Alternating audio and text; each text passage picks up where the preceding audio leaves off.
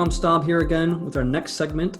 Hopefully you got a chance to look at the last email where we went over the process by which I use to analyze a metro and the potential to invest. So today I want to go over kind of a different concept, unrelated to analytics or market selection or any of that. It's more conceptual, right? And I think for someone just starting out in real estate and maybe not being that familiar with investments at all, you might be wondering, is real estate the best option? Is stocks the best option, and mutual funds, bonds, you name it? You're probably wondering what is the best option for your money. And I won't promise to say that any of those assets are the best. It's dependent upon what your goals are and who you are as an investor. So, but I think with that said, if you're looking at it strictly from a return on investment, it's without a doubt real estate. And I just read an article recently by a PhD out of Stanford that mentioned, that described the gains on average over like a 400-year period. And real estate, for a number of reasons, has been the leader actually. So, and it's also less volatile than stocks, but we can for now table that. But today I want to talk about this concept of how owning just 4 rental properties, 4 single-family rental properties, is the path to becoming a millionaire.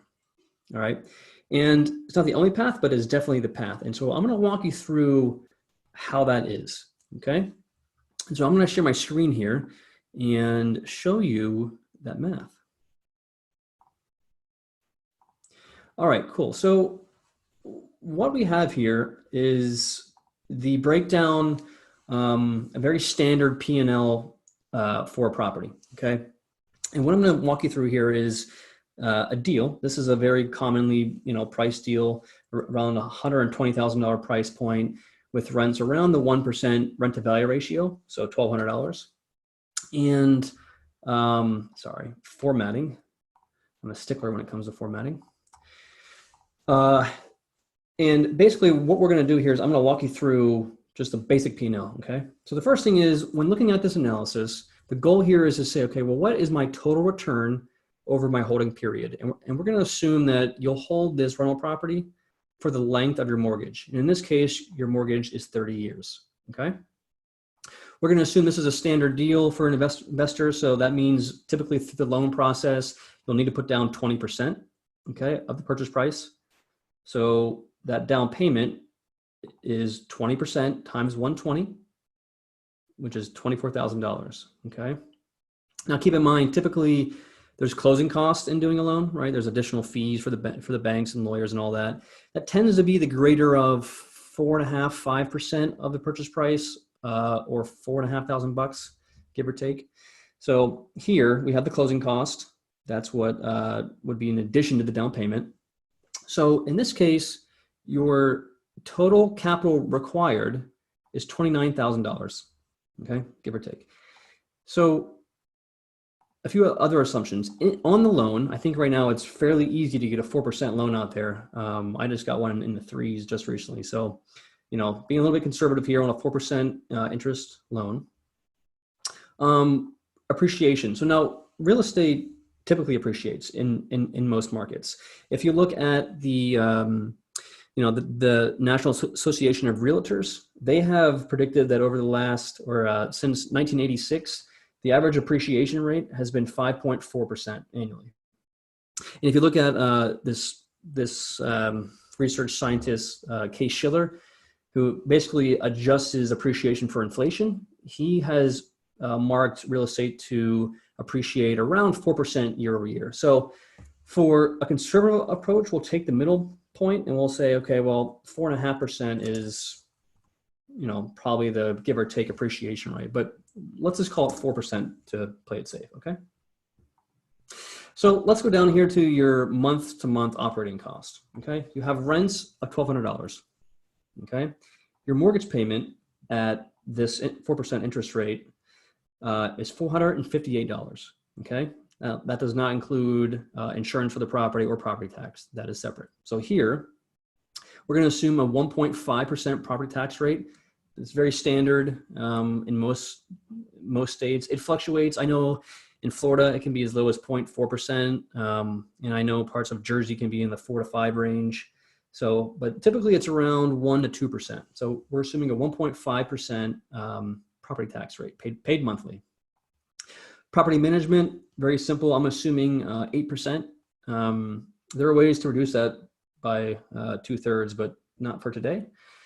Insurance. So typically it's around $60 a month per $100,000 in a property. So we'll assume $60 a month just for easy math here. Maintenance, always good to have maintenance put aside in an account. Assume 1 to 3% of the purchase value annually. So that's here as well. And vacancy, this one's always interesting. The way that I do it is I say, look, most tenants leave a property between years 2 and 3. It's just the way it is. So I assume at year 2.5, you're going to be out of rent for 2 months. Okay, so what does that mean per month over 2.5 years? Well, you need to save about $80 a month, or see it as an expense that you will lose once a tenant leaves. You have to, clean up the place and all that. That takes about 6 to 8 weeks to get a new tenant in there. So that cost per month is $80. So my point is, your total monthly cost is $944. Okay, your rents are $1,200. So the difference of that is $256 per month.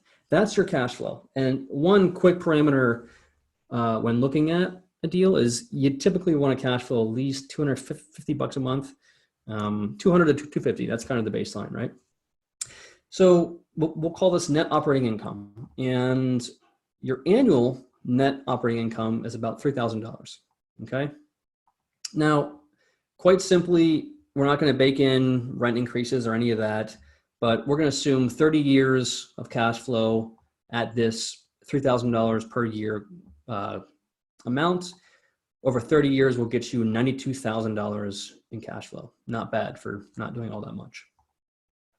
Now, what's really nice about a rental property is that while someone's in the property and they're paying you rent, you're in turn turning around and paying this mortgage. So effectively, they're paying the mortgage for you. They're paying all these expenses for you, and they're paying you an additional amount of money of $256. And that's really the way that you should be looking at this, is that they're paying all this for you and then some. And that then some is what you keep per month. Okay.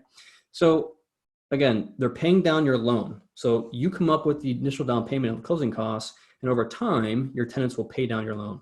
Big bonus.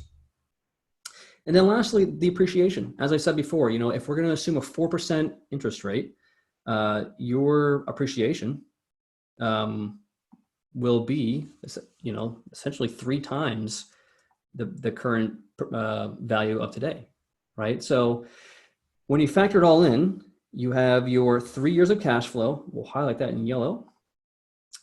You have the appreciation of the property. We'll highlight that in yellow. And that gets you to a total return, in this case, of $481,000 over 30 years. Now, this is money in your pocket. At the end of the day, in 30 years, this is what your $29,000 investment would have made over a 30-year period. Pretty good. And here's the thing. If you buy 4 of these properties over time, maybe your goal is you buy 1 per year or 1 every 2 years, you will spend around $118,000. And in the end, you will have a net worth or a total return of just under $2 million. So a really phenomenal investment for that reason, if you can't see it. And this is exactly why I chose rentals back in the day when I decided how best to build my passive income portfolio. So that said, we're gonna have more of these sort of concepts and details in our webinar, but I want to give you the high level here as to what we're thinking. And again, how 4 rentals is your path to $1 million.